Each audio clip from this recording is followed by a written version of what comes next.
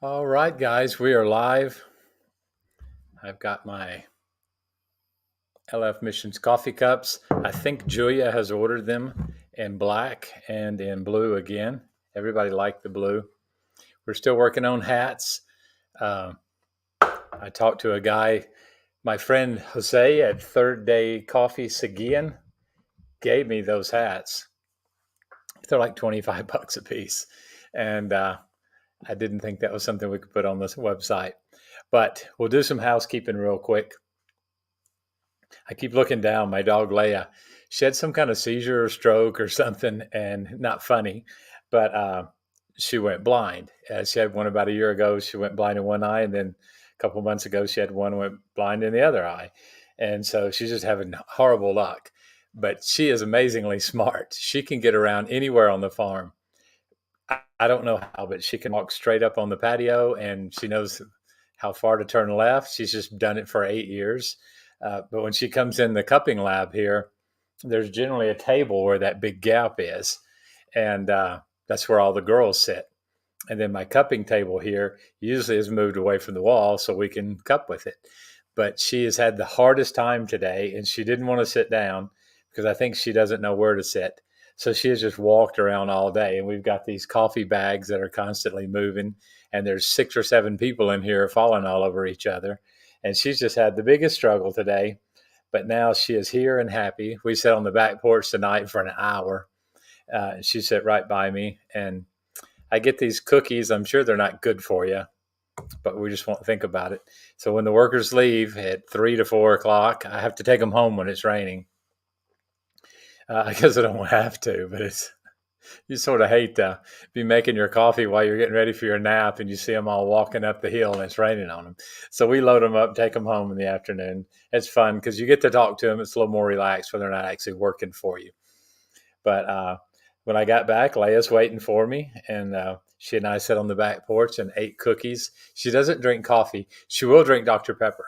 Uh, so sometimes we'll split a Dr. Pepper, and I'm sure the dog lovers out there are going to hate me for that. But she's 8 years old.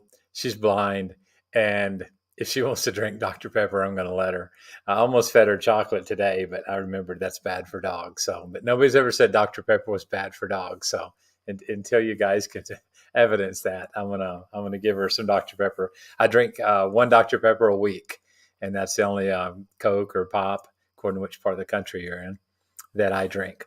And so, coffee is my biggest vice. But even more so than coffee, it's if you guys have gone to like the Facebook page and just seen some of the amazing pictures, and some days I think it's just the same old mountains, but it's just the relaxing.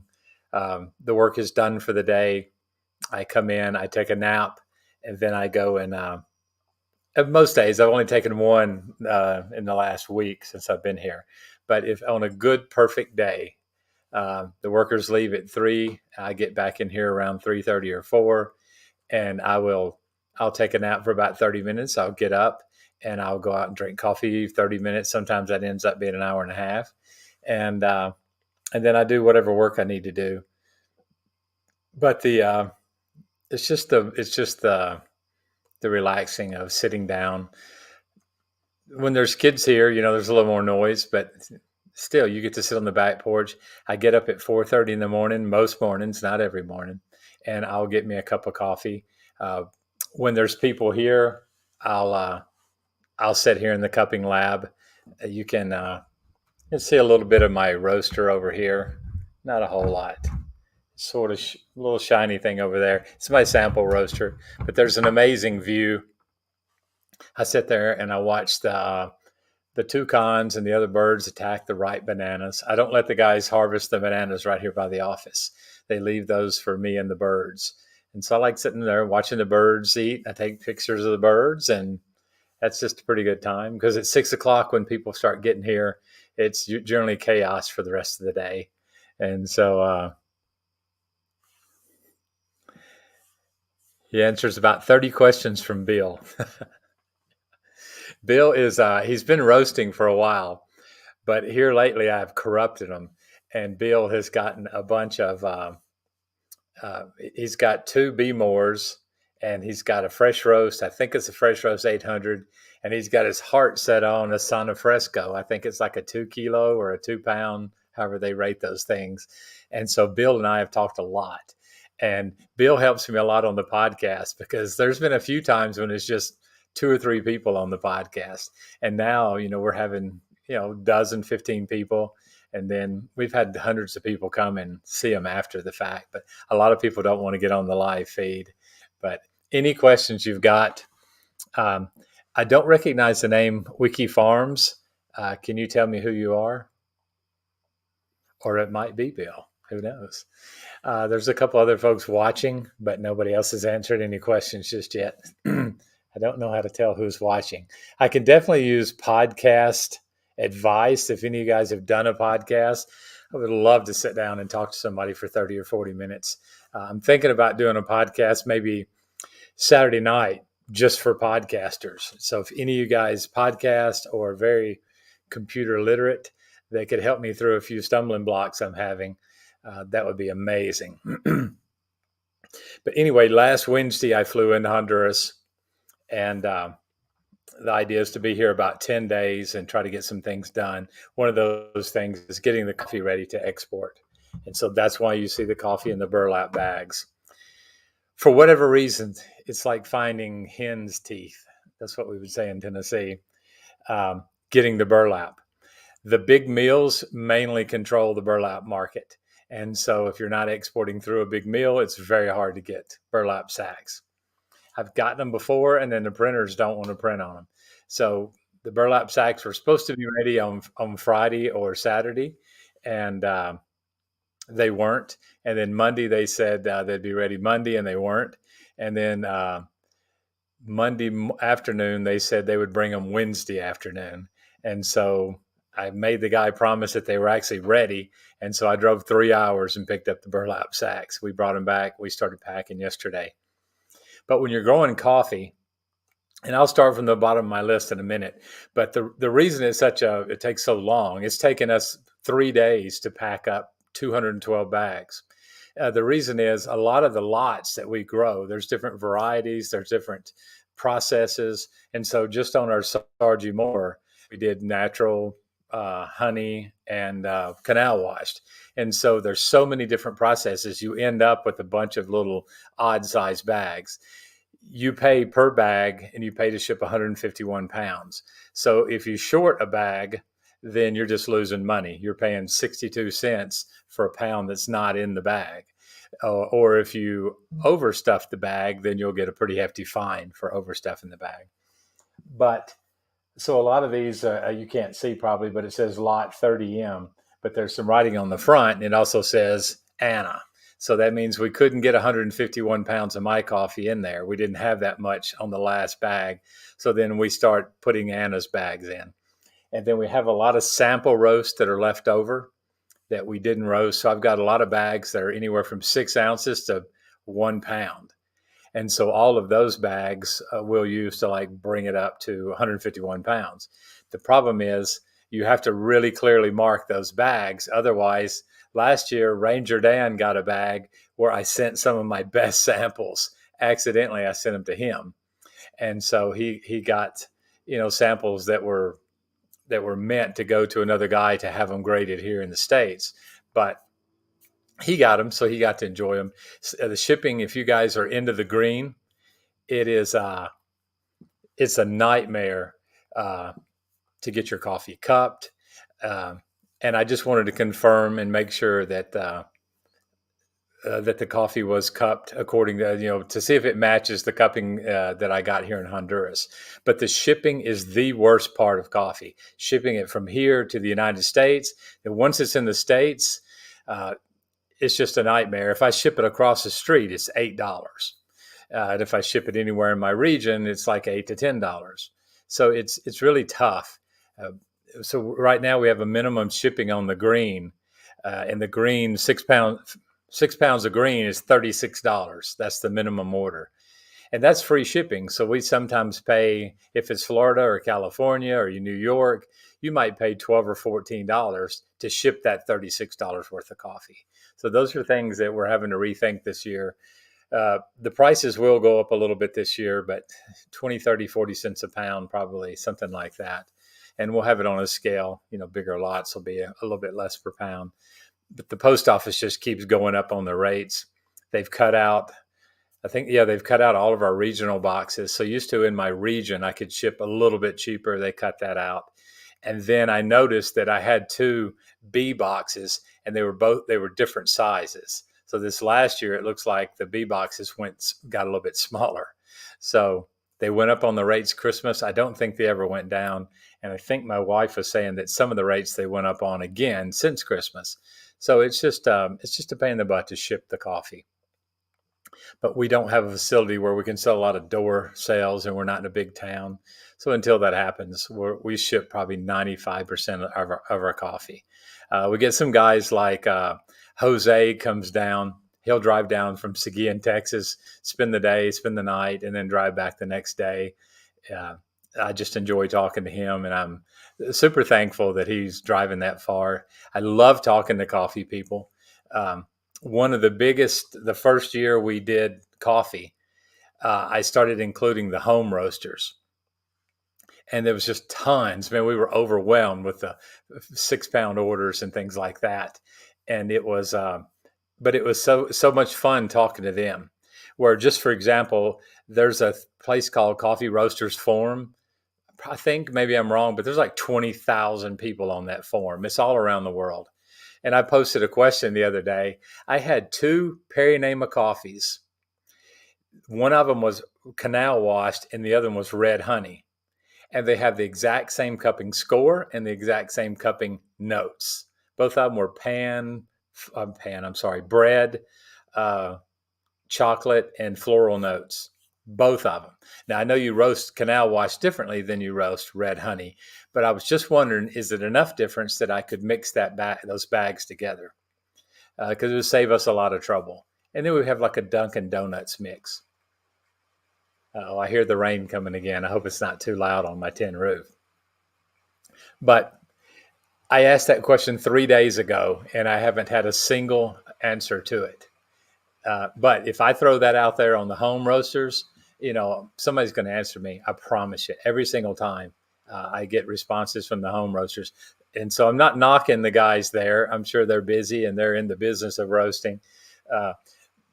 But I so enjoy the home roasters. And my biggest comments were, how many times can you pick up the phone and call about the coffee from the guy you're buying it from? And it's actually the farmer, and he actually answers the phone. And I do that whenever I can. I can't always answer the phone, but I generally try to call people back. And I'm sure I know I miss a lot of calls because right now I'm in Honduras for 10 days and my phone number's on the internet, but it doesn't work here in Honduras. And so I'll miss some calls, but most of the time the answering thing picks them up and you're able to get them back. Wiki Farms is Bill, and Bill's welcome to answer 30 questions. And I'm glad to see that the YouTube link is working. So anybody can go to Legacy Farms Coffee 200 on YouTube. But Bill, if you're still watching, we were talking about Finca Melvin, that really nice coffee. And I forget what number that I quoted you, that how many pounds he had, but he actually had 13 and a half ounces extra than what I told you. So guess what I did with the 13 and a half ounces? I roasted it, and I haven't taken a sip yet. I just poured it. So I stole 13 and a half ounces of coffee, and I roasted it last night. I went slightly darker than I wanted to, but I'm going to give it a try. Well, I don't know. It's sitting over. I may have actually brewed the wrong one. But before the day is over tomorrow, Anna and I will try that coffee for sure. But anybody that wants to get on is sure welcome to get on. There's a couple people watching right now. I can't see who's on. And I can't see exactly how you click on. But we've had a bunch of questions of people watching us this week. Somebody asked me this morning what was going on, what the girls were doing over in the corner. And so I put a little video on on Instagram, and that's where we got the questions from. But actually what they were doing was what they were doing was they were selecting the coffee cherry tea. Excuse me. And they were the cherry is what's wrapped around the bean. Some people they call it a grape here. The states they call it a cherry, and we actually sell it and we brand it as coffee cherry tea. Bill's wife has become addicted to it, so I'm thrilled about that. But it has to be selected just like the coffee. There's a silver skin on the bean and there's a husk on the coffee bean, and so sometimes when we take the cherry off, it sticks on that. And so I do not like the flavor of what's called cascara tea, and a lot of times that's mislabeled. It's actually the cherry tea, but te cascaria is cascara tea in English, and it's actually the husk off the coffee bean. A lot of people disagree with that, but that is the truth. But so they're pulling those apart, and in the mix, there's some leaves that go through the machine. And today there was some, like somebody put a whole limb in there, and so the girls are just picking those things out, and it gives us a chance to spread it out, shut the lights off, shut the curtains, and then we come through. They all have, or a couple of them have, UV flashlights. We want to check and make sure there's no mold on it, things like that. So far, we've been lucky. You generally know while the coffee's on the patio if you've messed it up, and then we just have to we throw it in the organic pit because we put tens of thousands of pounds of that coffee cherry tea. We use that as organic mass. But now we take 2, 3, 400 pounds a year of the tea and take it to the States. And so this year we've got about an even 500 pounds. So I've got about 100 pounds of that saved for Bill's wife. She only has 3 cups left.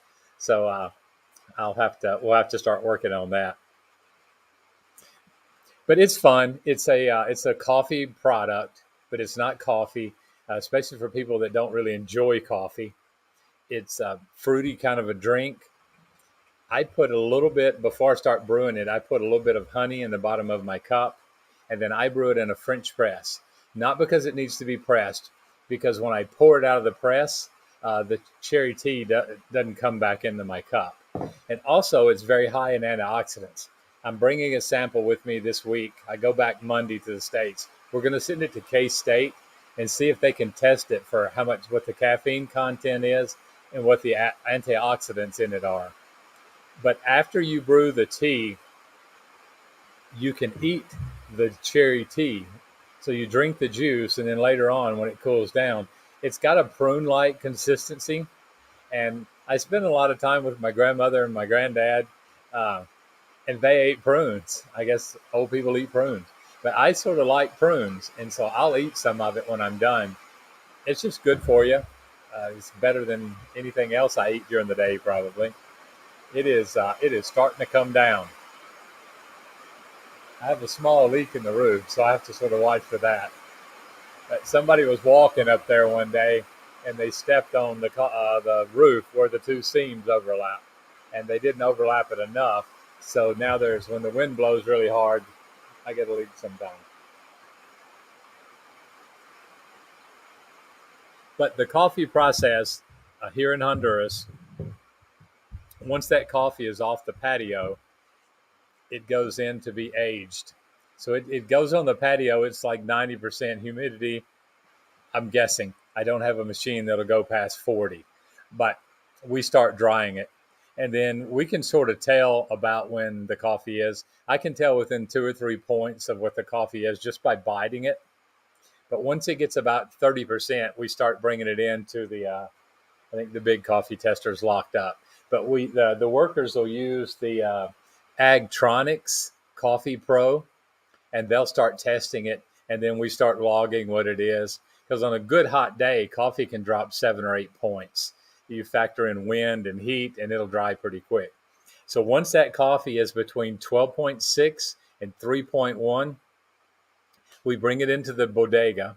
It's got a dehumidifier in it. It's got fans in it. And we'll open the bags up and let that heat escape the bag. And so we have to get the coffee cool before we seal it up. And then once it's sealed up, it gets a date marked on it, and we start aging it. According to who's getting the coffee, how fast they're going to use it, We usually let it rest for 60 to 90 days. The the general guide rules are 30, but most of the big meals don't let it rest at all.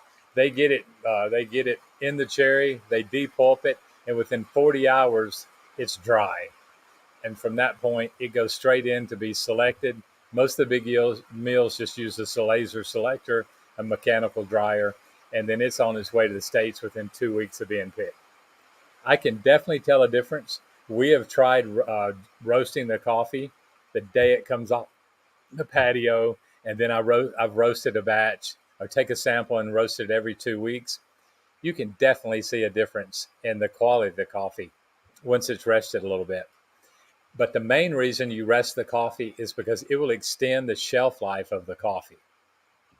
So once the coffee has been aged in perfect conditions with a dehumidifier, rotating it every 30 days, once that's happened, then it extends the shelf life. So that's how long it will last on the shelf at the roaster without losing a lot of quality.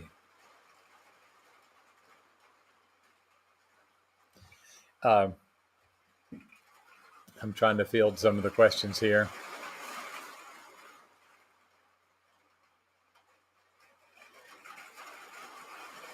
Okay, Bill's wife is saying that, and shoot me the name of your wife, Bill, so I don't keep saying Bill's wife. She's saying that she got the flavor of dates, and I'm assuming that's when she eats the cherry, or is that what she sort of got when she drank it? The coffee cherry tea is not something I'm gonna sit around and drink 3 or 4 cups of, but it's something that's definitely interesting. But once that coffee is aged out, then it comes in here. It goes into a building right across the driveway, and we call it Bahidio's office. He runs the trigadora, which in English that would be a dehuller, and so that takes the husk or the hull off of the coffee bean, spits it out. Then we bring it in here. There's a machine, or this one in here is a manual machine. I'm building an automated one, and it's just that screening table has a number 15 and 18 screens that we run it through, and that sizes the coffee. And then once it goes through there, they bring it and dump it on we've got like a 14, 15-foot long table, and it's probably longer than that. There's 10 women that sit on it, and these women are sorting the coffee. They'll have two buckets. One bucket is the defects, and one bucket is the good quality coffee. And so there's a smaller table in the corner, and there's a lady there that has 10 white trays or 14 white trays, 14 black trays, because there's also 4 little tables over here. You can't really see them. It's where those burlap sacks are, right there. I'm getting confused, right there. And so those 4 tables are where an experienced woman and a new woman will sit side by side, and then the next 2 tables the same thing. So there'll be 14 ladies selecting. So the trainees get on that table before they get put on the main table. The table in the back corner with the 14 white trays and the 14 black trays will come over, and they'll dip from those 2 buckets. So let's say Isabel. They'll go to Isabel's station. Isabel is number 2. And so they're going to take the white one and scoop out of the good coffee, and take the black one and scoop out of the defects. And then they're going to take that over to their table. Of course, the trays are numbered number 2. And they're going to take that over to their table, and they're going to reselect it. They want to see, and the tray holds about 1 pound of coffee. So what they're wanting to do is see how many good beans that she is throwing in the defect bucket and how many defects are in the good bucket. And so if it's more than about 4 defects either way, then they're going to dump her coffee back out and make her reselect it. And the ladies get paid by the day for that reason, because we don't want speed to be a factor. We want quality to be the factor. So once those beans go to there, it's very hard to have it pre-organized to where the burlap sacks are ready, because they will only sell you the exact amount of sacks you'll be exporting. So all these bags I'm fixing to tilt upward that you see hanging from the ceiling, those are bootleg bags that we talked the printer into throwing us out an extra one. And you can see the light coming through them because they're a very low quality bag or misprinted bag. And I got them to stamp it for me while they were stamping the other ones. And then as soon as it dried, I watered them up and took them out to the truck. But every year it's a struggle. I want one bag for every year that I've exported coffee, and it's a pain in the butt to get them. On this other wall, I won't point it. On the other wall, I have Bahidio, Santos, and Anna. Each year, I get 2 bags because I give them one bag and then I hang one bag here. Because I'm very proud of those guys for what they do and the work that they put into their farms. And I took Santos home today. I said, "Are you going to get to take a nap or go right to work?" He said, "Well, if it's not raining, I need to work in my farm." And so he'll go to work when he gets off work. But once the bags are done, they'll put them in these red plastic bags. It's similar to a dog food bag or something, but they're just really big. They're the exact same size as a shipping bag, the burlap sack. And so they'll put that and they'll put a Grain Pro bag inside of that, and then they'll seal it up, and then it goes back into the main bodega. It's logged in and weighed. So each one weighs 151 pounds.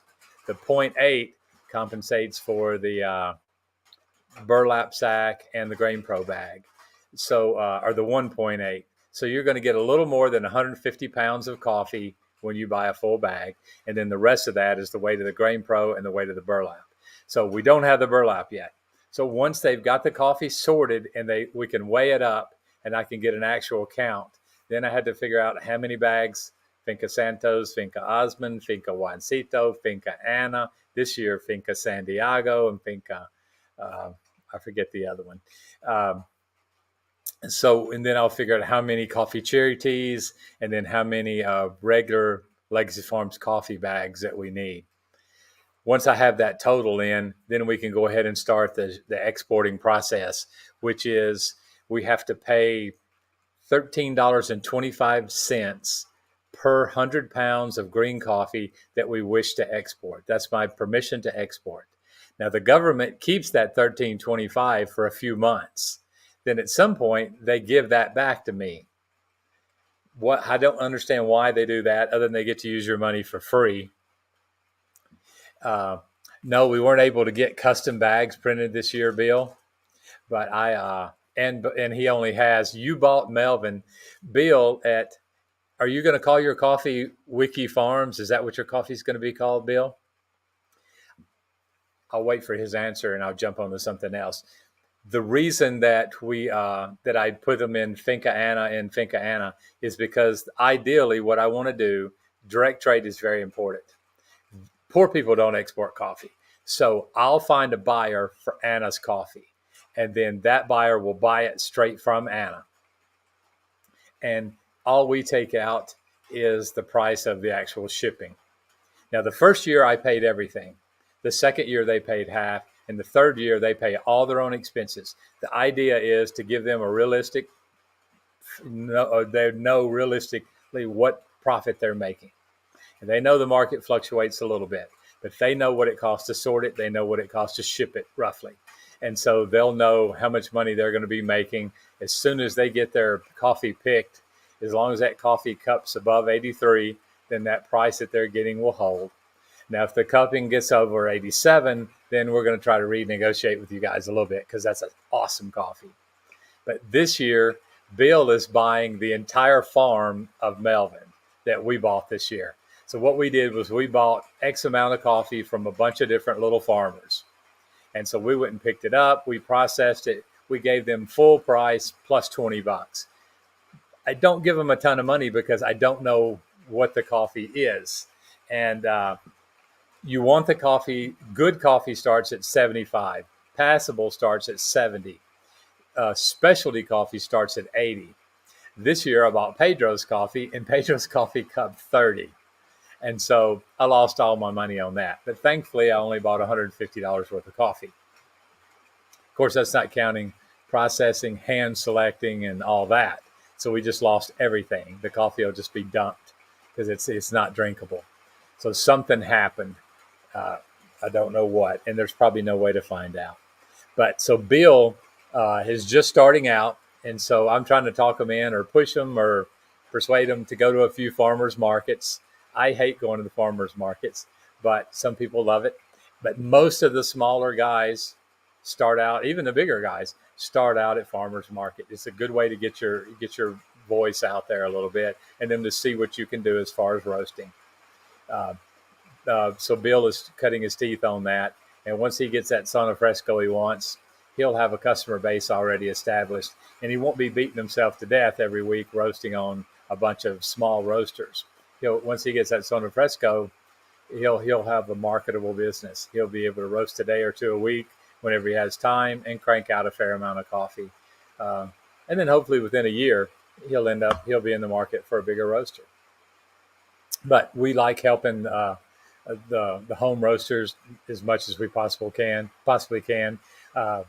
There's one of my customers is Kerry Sanders, and when I first met him, my last delivery was in Wisconsin, and I drove from I don't know where in Wisconsin all the way to Murfreesboro, Tennessee. Met him, or maybe Nashville. Met him on the side of the road and sold him 20 pounds of coffee, and then I drove 12 hours home. I wanted to meet as many customers as I can, possible.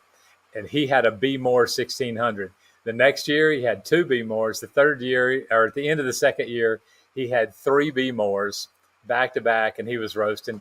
And then he ended up, I think, and I may be wrong, but I think he went to the Artisan 3, and then now he has the Artisan 10. He's built his own little roastery behind his house.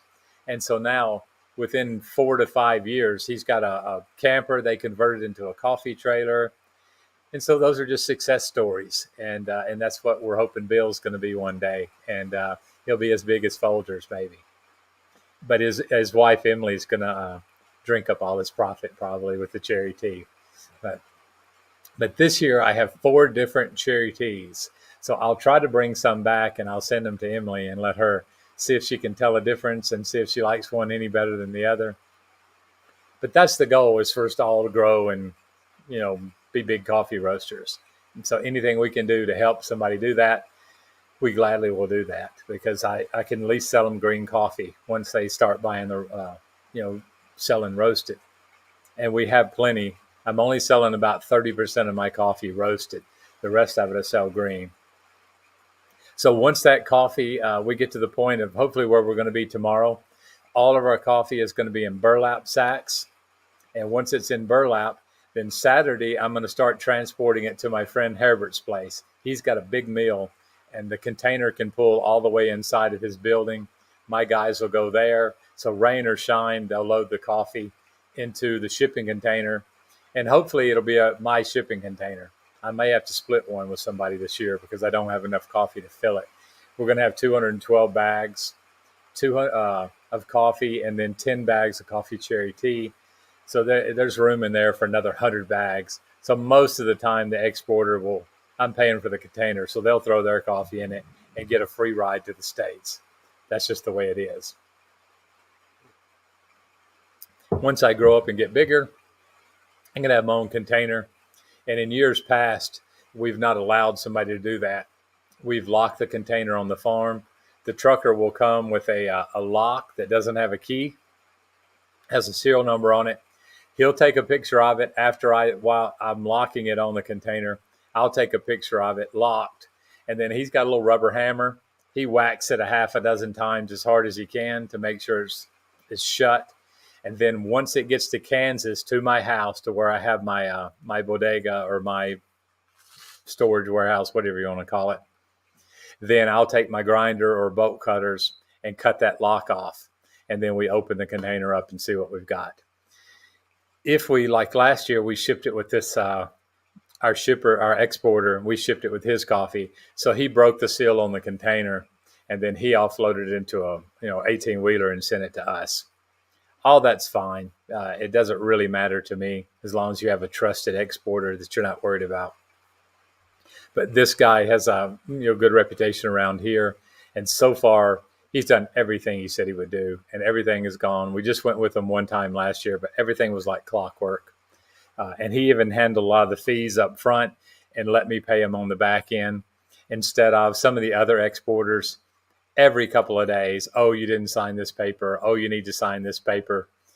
The guy just signs all the papers for me. I sign one paper, and what I do is technically I give him the coffee. and it's his coffee, and then he exports it to the United States, and then he gives it back to me. So there's quite a bit of trust involved, but that's pretty standard practice. And I don't think the exporters are in the business of stealing your coffee. Normally, what I do, excuse me, normally what I do is I'll escort when the container comes to my farm. The second it leaves here, it's headed straight for Puerto Cortez. So my wife has me a bag packed. I've got, if sorry if you're not gun lovers, I've got my car full of guns. I've already rented a car because I don't want to drive my truck. I have a permit for 2 pistols, and I've got about a dozen magazines. And so I have my 2 pistols and my dozen magazines, and we escort the container to port because that's the problem is the containers get robbed on their way to port. And so when we get to Esperanza, normally he'll have some other coffee trucks and they'll rendezvous there. And then we'll drive as a short caravan to Puerto Cortez, which is about a 6 to 7 hour drive according to traffic because they are loaded, containers. We're driving pretty slow. And I drive way in the back. And I'll change the car every year so that nobody sees it. That's probably the most dangerous part of exporting coffee. And if you want to PM me or something, or do a Zoom call one night, we can tell you some stories about that. But it's a pretty interesting trip. One day I'm going to try to get Bill to come with me, and then he can see for himself. It's definitely a fun trip. We spend the night because I don't drive back at night. It is dangerous. There's a hotel that's got a restaurant in it, and you can just literally walk across the street to the ocean. And that hotel's got a view of port. And so if you've got a good set of binoculars, you can watch the ships right as they come into port. They'll just start dumping their trash in the ocean right before they come to port. It's just crazy. There's pretty much no rules or regulations here. The port is 24 hours a day. So there's boats coming in and out. And you're talking about serious sized ships that they'll haul 200 shipping containers on them. But it's fun to watch them. The whole place is lit up like it's daylight. It's probably a half a mile just right across the bay from us, but it's a nice, fun view. Go out in the ocean, pick up some seashells, get a great breakfast in the morning, and you hit the road again. And it takes me about 6 or 7 hours to get back, again, according to traffic. And I stop at the souvenir stand, and I stop everywhere. I'll eat like 3 times on the way back. If it looks interesting and it's somebody cooking food on a barrel on the side of the road, I'm very likely to stop and eat it. As long as I'm not traveling on a plane, I'll roll the dice on a lot of food. I've eaten the conch. It's that great big seashell that you can listen to the ocean, or if you knock the end of it out, you can blow in it and it makes it's a big horn or whatever. It's called a conch. It's just a giant snail, but that sucker's good. I've eaten those quite a few times. But anything that they drag out of the ocean, I'll give it a shot. They usually fry it, and so I'll try most anything. I'm pretty certain I've eaten some stuff that I probably shouldn't have, but I've had amoebas twice. Those are pretty nasty and they're hard to get over. But I enjoy the food. If it weren't raining so bad tonight, my guard has to walk in. They can't really get to their house. And so I can't go pick them up. So if it's raining like it is tonight, I won't go out and eat. But it's rained every night, so I haven't been able to go out and eat this trip. But I'm hoping I get to. A lot of restaurants, I'll go and eat, leave a nice tip, $7, $8, and you can. And it's a good meal. Everything's fresh. So I really like going out to eat. And it's boring here at the house by yourself. There's always plenty of work to do, but that gets old. So far, I think I've been here. This makes 7 full days that I've been here. I've been through a 30-pack of eggs, plus what the chickens have laid. I went through 3 pounds of hamburger already, and I just laid out another 3 pounds to thaw out. So pretty much every day for lunch, I'll eat 3 big hamburger patties for lunch and a can of vegetables. And then breakfast, I'll eat a half a dozen eggs. And that's pretty much breakfast and lunch. And then supper, I'll just sort of roll the dice. If I can go out, I'll go out. But you sort of need to have a guard just to keep people, everybody honest, I guess. My guard, Pedro, has a .22 rifle, but he doesn't have any bullets. but only you and I know that, or the couple of people that are watching. So if you guys try to come to Honduras and rob me, Pedro doesn't really have any bullets. So you can come get yourself some green coffee. And there's a Hucky 500 and a Fresh Roast 700. So you can roast it while you're here. So maybe share a cup with Pedro. He likes coffee. But Pedro's on full-time guard duty. He finally socialized medicine, and not going to knock a lot of things in this world. He's been waiting 3 years to get a hernia surgery. And so finally it got bad enough, which I don't know exactly what bad enough was, that they accepted him. As long as you can still walk around and move, you're not going to get help. And so, and here lately they've cut out meds, because this whole wall back behind me, that's all medicine, slings for your broken arm. We got knee supports. There's big, right there, there's some giant bottles. Those are giant bottles of kids' vitamins. And so we have a program where we give out kids' vitamins. We've got big bottles of ibuprofen, just whatever we can think of. There's a lot of antibiotics. I can't really think off the top of my head, but we got tons of different medicines, cough syrup, because if you go to this doctor, it'll take you a day or two to finally see the ultimate doctor. But right now they've cut medicine out. So you're not going to get any medicine for free. So you have to go buy it. And the pharmacies are expensive. So if they're a known person, that some of our people know, we keep it sort of on the down low, because probably I'm not supposed to be giving out antibiotics and stuff like that. Although it is legal to buy them in the store. But that's if I have an organized clinic, you have to have licenses, stuff like that. But we work under a clinic out of Tegus. We just have to keep a book of what we give out. And we use a lot of the medicines that they give us when they come down to do clinics. So it's legal-ish. But I think that Central Salud, which is the healthcare provider in our area, they've been here. The doctor's been out here a couple times, looked things over. So, and the doctor is also the mayor. So if she says it's good, I think it's good. But it's a big, big help. And a lot of times when the North Americans come here, bring all your stuff you want to bring, but we ask them to leave everything you don't need. So we've got a couple people brought malaria medicine, things like that. They just leave their meds with us, and we give them to whoever needs them. It's a huge benefit. Same thing with clothes.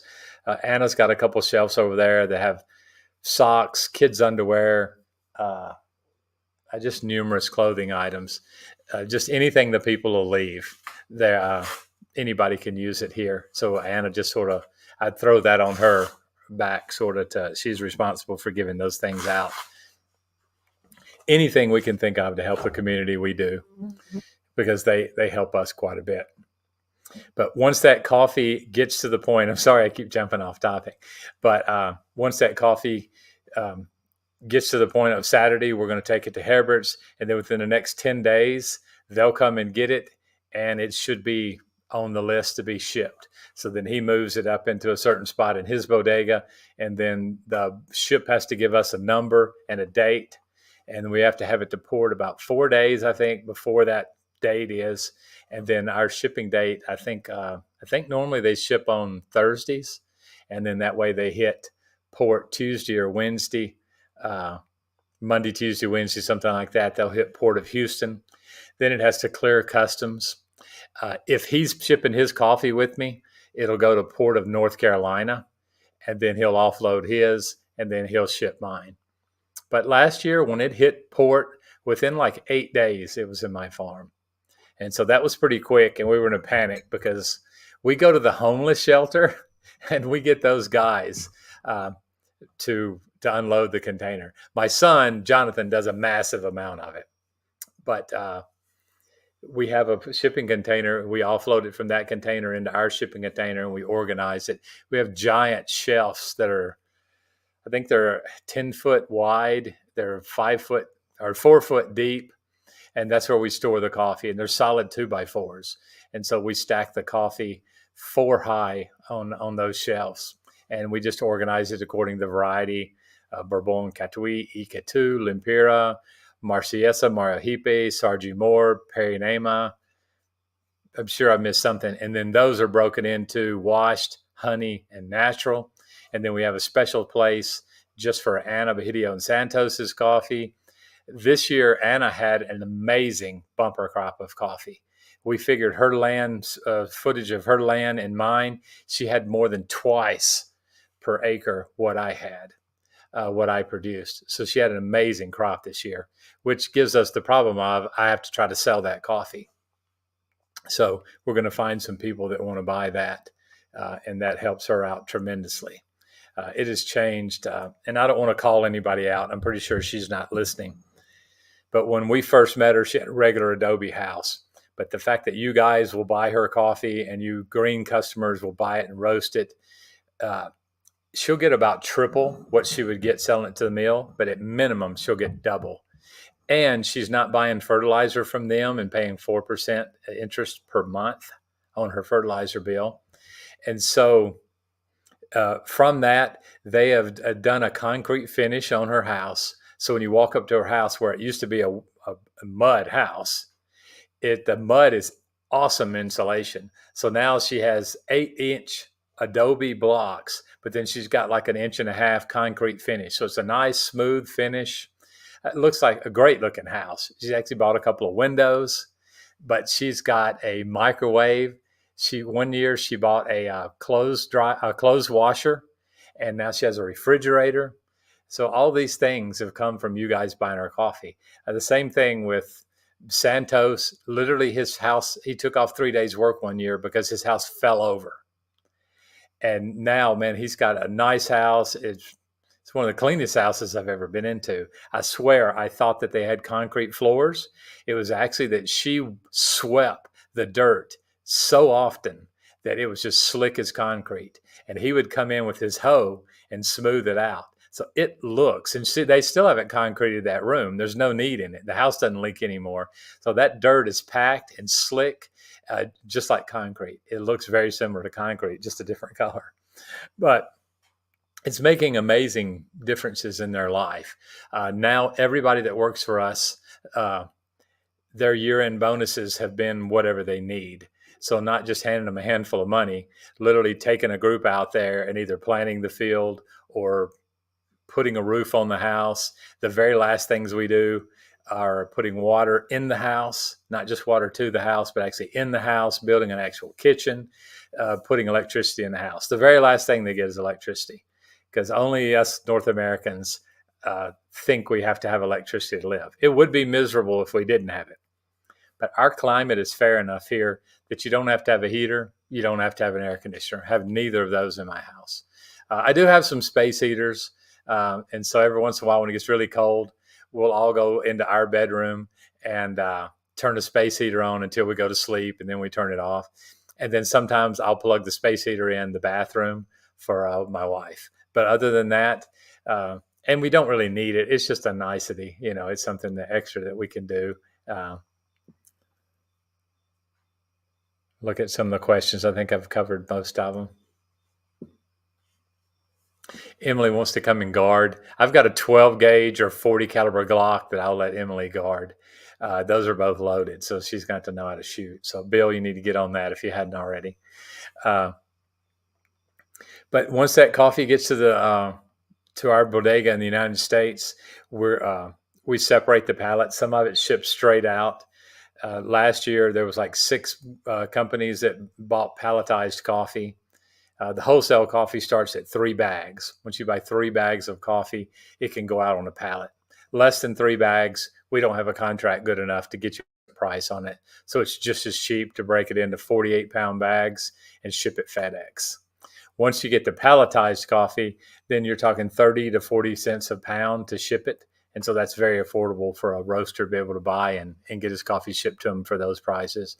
But I know there's bigger companies that can do it for 20 cents. But those are our prices for palletized coffee. And so we'll ship out a lot of it that first couple of days. And then after that, the home roasters will start ordering like crazy. So we don't put it on the home roasters till the week after. And then the home roasters because they'll start ordering, 20, 30, 40 orders a day. And so it's really difficult, as small as we are, to get out 40 orders a day. But I appreciate 40 orders a day. It's a good problem to have. And then after about a month, it calms down quite a bit. And then about a month after the container hits, then I'll come back to Honduras. That'll be my last hand fertilizing for the year. And then a month after that, they're going to do a spray fertilizer. So this year, that's going to be, it's called Emi. It's microorganisms of the mountain. It's it's microorganisms that you cultivate and you grow, and then I guess it's their excrement because they're in the bag, and we don't use the bag. We use everything that soaks through the bag into the barrel. So we mix that, and that's a great nutrient and gives the plants a little boost. But if we're having problems with anybody knows what Leroya is, then we're going to mix sulfur, copper, and calcium. We'll mix that in there, boil it, and then we'll go out and spray the field with that. And that's an antifungal, which is what Leroya is. It's what chicken eyes is. And there's one more fungus, I can't think of the name. And so that mix of the microorganisms, sulfur, copper, and calcium or lime, those will actually help with that fungus. It turns the plant sort of a purplish color for a couple of days. Then the first time it rains, it all goes away. And then it goes into the soil, and so the roots pick it up a little bit. But that'll be the last fertilizing that we do for the year. And then at that point, you've got full-grown coffee beans on the plant. So now you're just waiting for those green-colored coffee beans to turn either red or yellow, according to whether it's our Catuai Bourbon. Those are both a yellow coffee. So once that happens, then we're looking at finishing up Christmas in the States, and then I'll come back a couple weeks early with Jonathan, my older son. And then my wife follows with Eli, my younger son. She'll be here 5 to 6 weeks. So at that point, we have Leah that comes in and runs the store while we're gone. And she will take care of all the orders. So we cut out green sales for that period of time. And then Jonathan, and he's my oldest son, and Julia, my wife, they'll fly back to Kansas. And then Eli and I we'll either have to finish up harvest season, or this year harvest season was finished. So we camped out because you already buy your tickets. It's hundreds of dollars to change it. So we had 2 weeks we were here, and the harvest was already done. We were still drying some coffee, but all that was being done right here on site. So we just hung out, we ate out, we camped out 2 different weekends. We drove a couple-hour drive up to the caves in Suutepeki, or Tablave or something like that's what it's called. There's these big caves you can go into, very little regulation. They actually let us go into the caves that didn't have the handrails and lighted. Like, if you want to go in there, here's a flashlight, knock yourself out. But right as we were walking away, they're like, but it's full of bats. And we got to the cave. I told Eli, I said, well, yeah, they said we could go in here because he was looking in it. And I said, but they're full of bats. And he's like, awesome. And so he just goes running in there. And when they said it's full of bats, they did not lie. Man, there was bats everywhere. I looked down and there was all this little mushy looking stuff. And I'm like, oh, that's bat poop. And when I looked up, the roof was only 12 foot tall, and they were just right there. I mean, if you could have run and jumped, you probably got to swatted them down. But then we learned that if you slap 2 metallic things together, that they get upset because they have the echolocation or whatever. And so that sent them a little signal. And then we would step back and we would do that. And they would just sort of start flying, not aggressive. But if you just stand real still and they think you're an obstacle, they fly right past you. And so it was pretty cool. They would come at you and then they just like zip around you and keep on going. And oh, Eli had a great time. We had an amazing time. I actually did a podcast. So it's on one of my podcasts. We did like a 3 or 4 minute podcast in the cave. And we stayed in there. And man, we were laughing, just cutting up, having a great time. If you look at the picture series, there's a word on there called oxahina, and it says like 28%. So that means the oxygen level is 28%. And apparently the nitrogen level is through the roof because there's a lot of nitrogen or something like that from the bat guano or whatever you call it. So you can't stay in a cave for a long period of time with that many bats.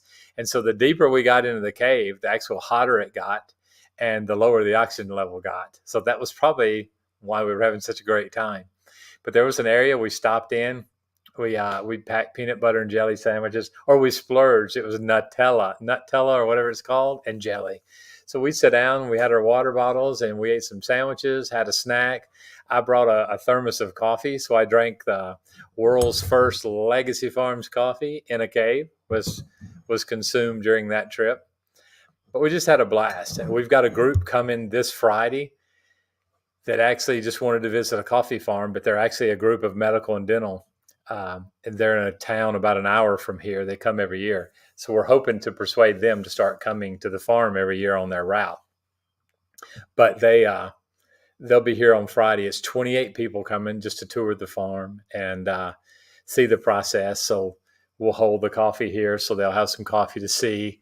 We're going to wait the last bag. We'll let them help us pack the last bag of the year and let some of them stitch it up. We sew some of this bags by hand. If you'll go to Legacy Farms Coffee 2010 on Instagram, you'll be able to see that that process being done. Isabel was stitching up a bag. It was actually a bag of coffee cherry tea, and she was stitching it up because it took up a lot of room, and we run out of room. So I had her stitch up those so we could get them out of here today. But we try to, give them a good experience. We're going to do a cupping. I'm going to try to video it because it's always fun to video people on their first cupping. So Friday, we're going to do a recorded podcast. It'll just be a couple minutes long, and we'll show it on all the things. Somebody's asking how expensive it is to export coffee. I have no idea. There's just so many factors. You never know from year to year exactly what it's going to be. But I've paid as little as 58 cents a pound to as much as 80 cents a pound to have it shipped to the States and delivered to my door. And you can either do port to port, where I deliver to port, but I do door to door. And they pick it up here on the farm, and they deliver it to my shop in Kansas. So for me, that's the best way to do it. It's worked out best for us. It is more expensive going through another exporter. We used to have our own exporting license, but it was a nightmare. I didn't know what I was doing, and I felt like it was going to take me years to learn. And so when you're dealing with these people, they just assume you know what you're doing. And when you don't, it gets complicated. But I think I answered most of the questions. A couple of people answered some questions that I don't know. I can't evidence the fact that extending the coffee, aging the coffee extends the shelf life. But I was told that by an importer up in Minnesota. And he sent me some things, some information on it, and I read over it. And so I feel like it's true, but I don't have that evidence right in front of me. As well as, there was another question. A guy brought up the fact the other day that Robusta is more insect resistant because the plant produces caffeine because the bugs don't like the caffeine. Now, I don't know about that. He sent me a lot of information. I read it. All the information said it was true, but we have bug problems here on the farm. So I don't understand why the bugs keep attacking our coffee beans. Maybe they just don't produce enough caffeine. So that's one of the reasons we're going to have our caffeine level tested, and we'll see what that level is in the bean, and also for Emily, we're going to tell her how much caffeine she's getting in her coffee cherry tea. But next week, we're going to have a podcast. It'll be the same thing, live podcast. And some of you guys that are listening, if you would, jump online. I'm going to go ahead and schedule that podcast tonight before I go to bed. So I'm going to have that link where you guys can copy it. And really hope you guys will share it. We are legacyfarmscoffee.com to buy coffee and to read our story. We are Legacy Farms Coffee 2010 on Instagram. We are Legacy Farms Coffee 200 on YouTube. And if you go to Amazon, Podbean, Shopify, Google Podcasts, you can find Legacy Farms Coffee Podcast on any of those sites. We registered on about 20 more, but I can't remember them. So I'm going to start streaming them on the bottom of the banner, hopefully for next week's podcast. Thank you guys for your great question, and thank you for an hour of your life. I always like talking. So if you have any questions after the podcast, I'll be up till midnight tonight. I'm going to roast a couple of little samples. I'm just mixing everything together. Literally, what they swept off the floor from all the bags. The guys are horrible when they dump the bags, one bag into another. There's always a few grains. So I literally have 2 pounds of coffee in the floor that was spilled. So I'm going to roast that tonight. I won't roast any more of your coffee, Bill, but I will. I'll drink it tomorrow. And the group that's coming, it'll be one of the coffees that we cup in the cupping. And so I'm going to do some flavor profiles late tomorrow night or early Friday morning before they get here. And then I'm going to give them 3 coffees to cup. I might do 4. One of them is going to be what we call floor coffee, and it's what we sweep up off the ground, off the floor, off the lab. It's what the people drink that live in Honduras, and so it is an ultra low grade sub commodity coffee. But it's what they're used to. It's what they can afford, and so we're going to have that coffee as one of their cups. I'm going to have Lot 41, which is it's an 86 point washed coffee. And then I'm going to I'll have some of Melvin's coffee, which Melvin's coffee is an 87. So as long as I don't ruin it, or I didn't ruin it in my roasting last night, it should be a pretty decent coffee. And we'll have them compare a couple of coffees, and then I'll put it out on some of the sites and let you guys watch them do their cupping and see what you think. Uh, Thanks again so much. We had a good turnout tonight watching, and we'll see you guys next Wednesday night, 9 p.m. Central, if not sooner. Thanks, guys. We'll see you later, Bill, Emily, uh, everybody else that's online. Hope to see you on the next podcast. Thanks and good night.